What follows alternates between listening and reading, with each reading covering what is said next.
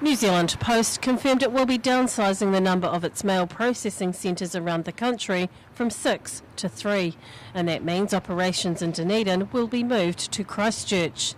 New Zealand Post Chief Executive Brian Roche says the change is in response to the decline in mail volumes, and centralising the operations will result in a streamlining of the service. We looked at all the options and decided this plan will allow New Zealand Post to achieve savings on a meaningful scale while maintaining a high quality service across New Zealand. But the loss of 75 jobs in Dunedin and the transfer of processing activities to Christchurch is a blow to those affected, and the EPMU union says the announcement was devastating news for workers and their families.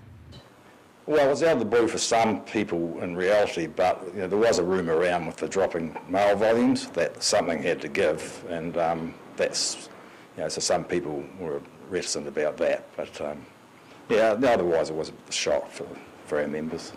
The union will continue to challenge cuts to the postal services, which include a proposal to reduce postal delivery and the replacement of post offices with kiosks.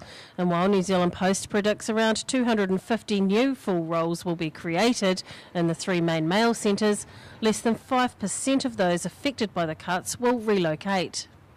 There was a couple of questions at the meetings about relocation, where the company would stump up for relocation costs, but then you've got to be pretty, the housing and Christchurch and all that sort of stuff is a bit of a problem. But I think, there wouldn't be a lot of people go for that, but, hopefully some do if they want to carry on their career with New Zealand Post. Dunedin Mayor Dave Cull says it's a significant amount of job losses, but needs to be put in context to the drop in mail volumes.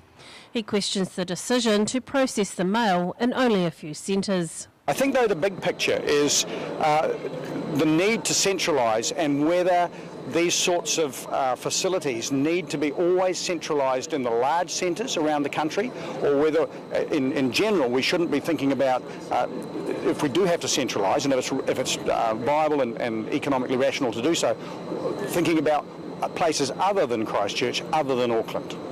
The last major change to the processing network was a decade ago, when the number of processing centres was reduced from 26 to 6, and that was at a time when mail volumes were over 1 billion per annum. But those numbers have fallen by nearly 200 million in that time. Dee Karen, 39 Dunedin News.